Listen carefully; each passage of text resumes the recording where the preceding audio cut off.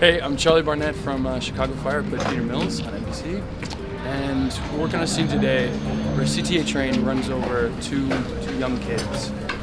One of them is trapped, and we free him and actually rescue him. His leg gets caught up in the apparatus, and his sister actually gets dissected up. We start searching through the train when we first come in. The conductor tells us what's happened or what he thought has happened. We go into the back, into the tunnel. I myself find the girl dissected up into pieces. It's as it would be for anybody, and not something that you want to go home with. Hey there, my name is Joe Minoso. I play Cruz on Chicago Fire, and the scene that we were talking about right now is a scene where we all go down to a subway tunnel. Half the team, Charlie and Casey, run off to go and look underneath the train tracks, and myself and Otis are asked to go and make sure that the third rail has been powered down. This is actually a very specific exercise that firefighters really do, in which they take a chain, attach it to a pike pole, and then they take that pike pole and the chain, which has been grounded to a dead rail, and they throw it across the third rail, which is the electrified rail in any subway system. And if that rail is still on, you will get quite a fire show. And if it is not, then obviously nothing will happen, and you move on in normal procedure.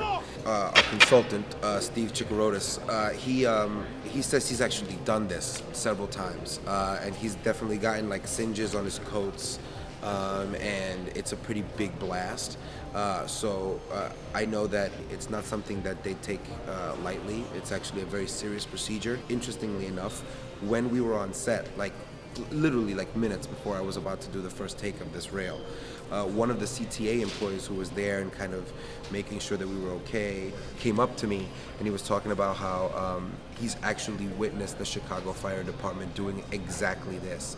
And the guy took the chain right across the face, knocked off his helmet, and he lost vision in one eye. Needless to say, the fact that we have people here and that this is a very controlled atmosphere is very lucky. I also think it was kind of ridiculous that the man decided to tell me this 3 minutes before I was about to throw a pike pole over a line. It's crazy because it feels so real when you're doing the take. And the guys, the FX guys, they're so good. And their timing is so perfect. When I actually threw that thing across that rail, and all of that aluminum just came up, and there was that huge flash, and you could actually feel, I could feel the heat off that flash against my sleeve. And if you look at the sleeve before and after, you can tell how there's a ton of residue from the aluminum on my hand. And thank God, because literally my face, was right here when, and so like that coat stopped all of that. That's Chick that I have to thank for what exactly that kind of moment. And then after that, we both, me and Otis, go and join Mills, where he has found a deceased little girl in the subway tunnel, which affects him quite deeply. All of us, I would say. It's never an easy thing to see.